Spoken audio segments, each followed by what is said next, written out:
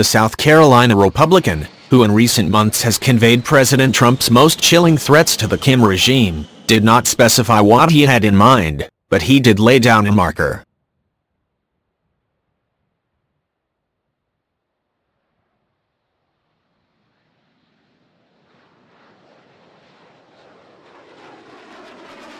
As Graham told Perkins, now, nobody wants a war with North Korea. Thousands, maybe millions, could get hurt or get killed, but the president has to pick between our homeland security and regional stability, and he has told me, he has told the Chinese, that he's not going to live under the threat of a nuclear attack from North Korea, and if he has to use military force he will, and if there's going to be a war it's going to be in China's backyard.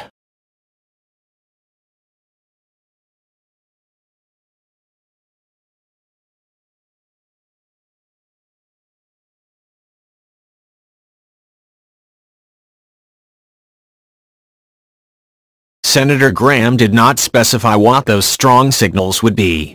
So what did he mean? At about the same time of the Graham interview, Nikki Haley, the U.S. ambassador to the UN, delivered her own threat to use force. China must show leadership and follow through, she said at an emergency session of the Security Council. China can do this on its own, or we can take the oil situation into our own hands.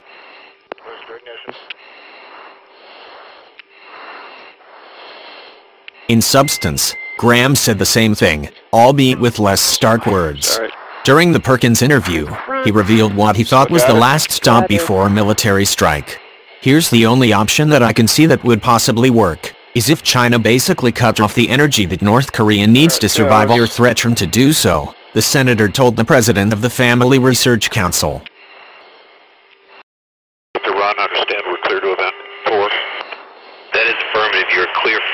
Will America attack the friendship pipeline running between China and North Korea or hit the North's only operating refinery?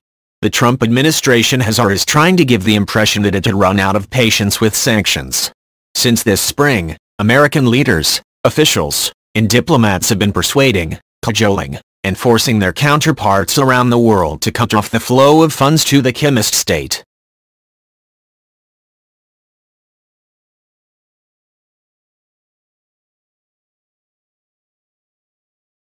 As a result of the maximum pressure campaign, countries are sending home North Korean workers, closing North Korean diplomatic missions, and shutting down North Korean businesses.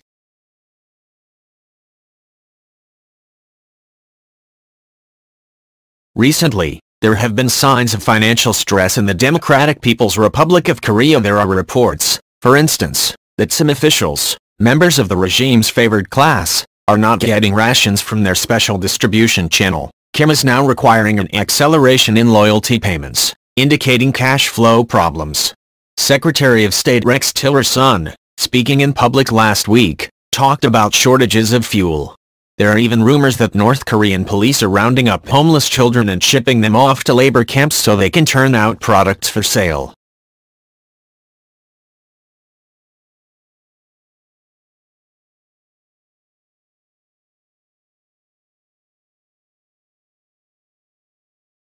At the moment, Haley looks like she is laying the groundwork for more Security Council sanctions on North Korea, which would be the 10th set since 2006, but the reality is that the Trump administration does not need new rules to starve the Kim regime.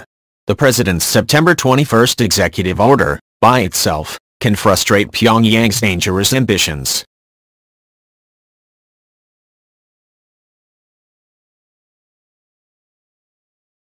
Executive Order 13,810 basically says that anyone doing business with North Korea cannot do business with the United States, thereby forcing countries like China to choose between the two.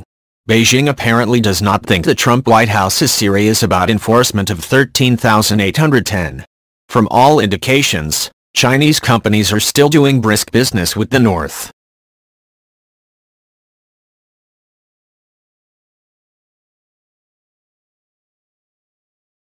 For example, two-way trade between the two states was up 3.7% in the first 3 calendar quarters of this year according to Beijing, and appears to be continuing at more or less the same pace now. It is possible, therefore, that the American threats to use force from Graham, Haley, and others are merely an attempt to intimidate Chinese officials to end commercial ties with the Kim regime.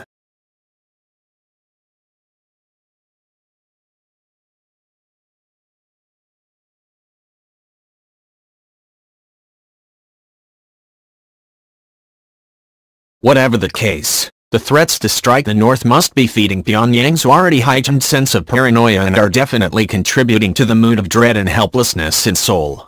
At the same time, the war talk is creating an air of triumphalism in Washington.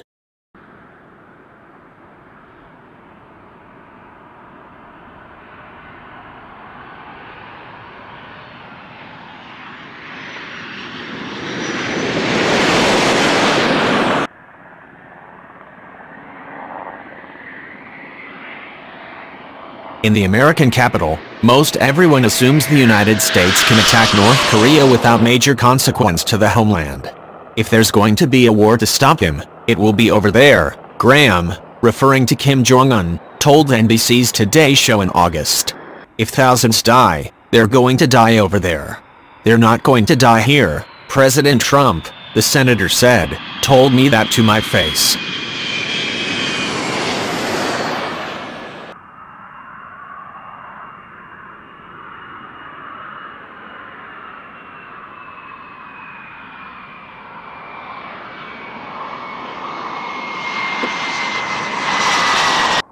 An American first strike on North Korea may not result in a limited conflict, however.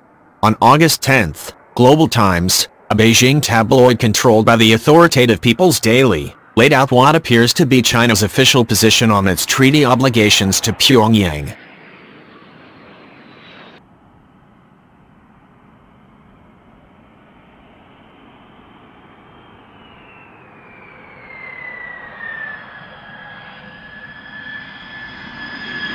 China should also make clear that if North Korea launches missiles that threaten U.S. oil first and the U.S. retaliates, China will stay neutral, the paper declared in an editorial titled "Reckless Game Over the Korean Peninsula Runs Risk of Real War. If the U.S. and South Korea carry out strikes and try to overthrow the North Korean regime and change the political pattern of the Korean Peninsula, China will prevent them from doing so."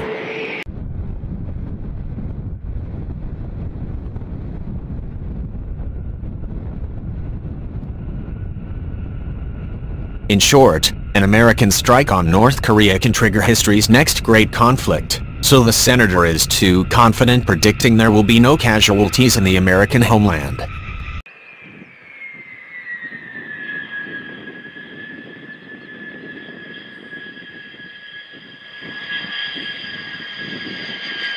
Graham brings Douglas MacArthur to mind.